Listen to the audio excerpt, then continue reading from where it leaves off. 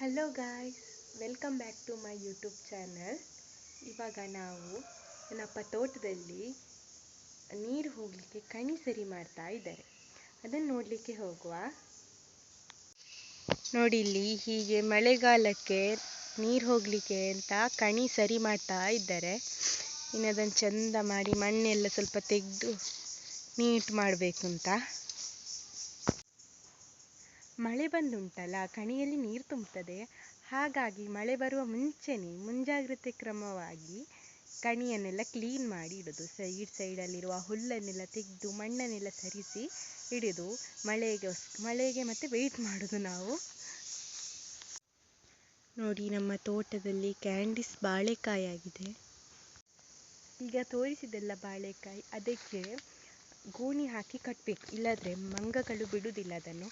ನೋಡಿ, ಅವತ್ತಿನ ಗೋಣಿ ಇಲ್ಲೇ ಉಂಟು, ಇದನ್ನು ಹಾಕಿ ಕಟ್ಟೋದು. ಇನ್ನು ನೋಡಿ, ನಮ್ಮ ತೋಟದಲ್ಲಿ ಚಿಕ್ಕ ಚಿಕ್ಕ ರಂಬುಟನ್ ಆಗಿದೆ.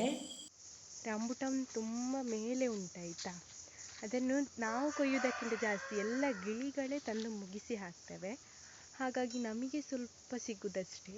ಒಂದು 80% ಗಿಳಿಗಳೇ ತಿಂತದೆ. ಎಷ್ಟು ಅಂತ ಹೇಳಿದರೆ, ಕೆಳಗೆಲ್ಲ ಅದರ ಬೀಜ ಅಥವಾ ಸಿಪ್ಪೆ ಮಾತ್ರ ಬಿದ್ದಿರೋದು, ಹಣ್ಣೆಲ್ಲ ಖಾಲಿ ಮಾಡ್ತವೆ. ಎಷ್ಟು ಗಿಳಿಗಳು ಬರ್ತವೆ, ಇದರಲ್ಲೇ ಒಮ್ಮೊಮ್ಮೆ ರಾತ್ರಿಯಲ್ಲೇ ಇದರಲ್ಲೇ ಇರ್ತವೆ. ನೋಡಿ, ನಮ್ಮ ತೋಟದಲ್ಲಿ ನಾವು ಸುಮ್ಮನೆ ಒಂದು ಕಲ್ಲಂಗಡಿ ಬೀಜ ಹಾಕಿದಾಯ್ತಾ, ಅದರಲ್ಲಿ ಒಂದು ಗಿಡ ಆಗಿ ಚಿಕ್ಕ ಕಲ್ಲಂಗಡಿ ಆಗಿದೆ. ಅದನ್ನು ಮುಟ್ಬಾರ್ದು ಅಂತ ಹೇಳ್ತಾರೆ ಕಲ್ಲಂಗಡಿಯನ್ನು. ಎಲೆ ಮುಟ್ಟಿದ್ರೆ ಅಂತ ಆಗೋದಿಲ್ಲ, ಕಾಯಿಯನ್ನು ಮುಟ್ಬಾರ್ದಂತೆ. ನೋಡಿ, ಎಷ್ಟು ಚಿಕ್ಕ ಕಲ್ಲಂಗಡಿ.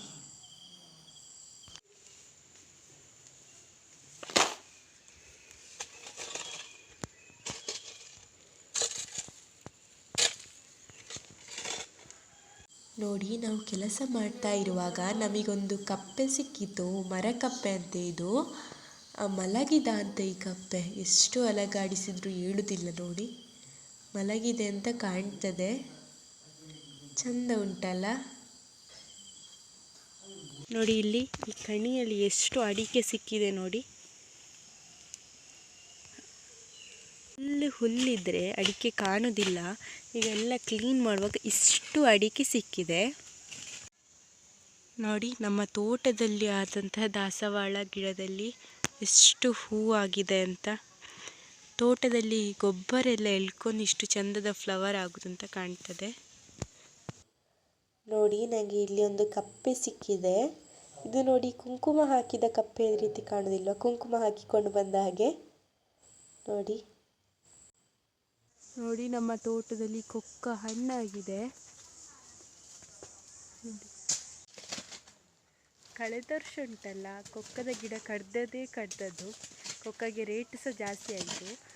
ಯಾಕೆ ಅಂತ ಹೇಳಿದರೆ, ತೋಟದಲ್ಲಿ ಹುಲ್ಲು ಬರೋದಿಲ್ಲ ಅಂತ ಕೊಕ್ಕದ ಗಿಡ ಕಡ್ದ್ವಿ. ನೆಕ್ಸ್ಟ್ ಇಯರ್ ಅಲ್ಲ, ಆ ಇಯರೇನ ಅಂತ ಕೊಕ್ಕಕ್ಕೆ ರೇಟ್ ಸಹ ಜಾಸ್ತಿ ಆಯಿತು. ಇಲ್ಲಿ ನನ್ನ ಅಮ್ಮ ಎಲ್ಲ ಬಳ್ಳಿಗಳನ್ನು ಸಹ ನೆಟ್ಟುಕೊಂಡಿದ್ದಾರೆ. ಇಲ್ಲಿ ಎಂತ ಅಂತ ಹೇಳಿದರೆ, ಈಶ್ವರ ಬಳ್ಳಿ ಅಂತೆ.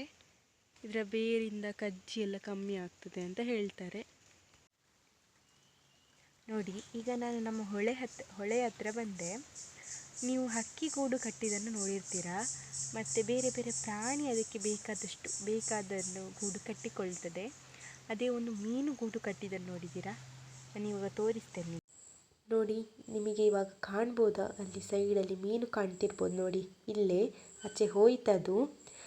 ಈಚೆದ್ದು ಮೀನಿನ ಗೂಡು ಅಂತ ಹೇಳ್ಬೋದು. ಅಲ್ಲಿ ಅದೆಲ್ಲ ಕಲ್ಲು ರಾಶಿ ಮಾಡಿ ಗೂಡು ಮಾಡ್ತದೆ. ಹತ್ತಿರದಿಂದ ಗೂಡು ಹೀಗೆ ಕಾಣ್ತದೆ. ಎಲ್ಲ ಕಲ್ಲುಗಳನ್ನು ರಾಶಿ ಹಾಕಿ ಗೂಡು ಮಾಡೋದದು. ಆ ಮೀನು ಉಂಟಲ್ಲ, ಬೇರೆ ಮೀನುಗಳನ್ನು ಬರಲಿಕ್ಕೆ ಬಿಡುವುದಿಲ್ಲ.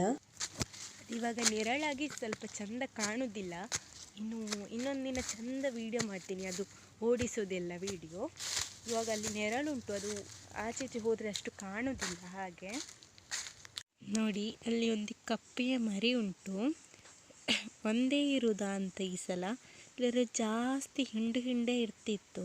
ಈ ಸಲ ಒಂದೇ ಕಾಣ್ತದೆ. ನೋಡಿ, ಹೋಗುದು ನೋಡಿ, ಅದೆಷ್ಟು ಚಂದ ಹೋಗ್ತಾ ಉಂಟು ಅಂತ. ನೋಡಿ, ಹತ್ತಿರದಿಂದ ಕಪ್ಪೆಯ ಮರಿ ಹೀಗೆ ಕಾಣ್ತಾ ಉಂಟು.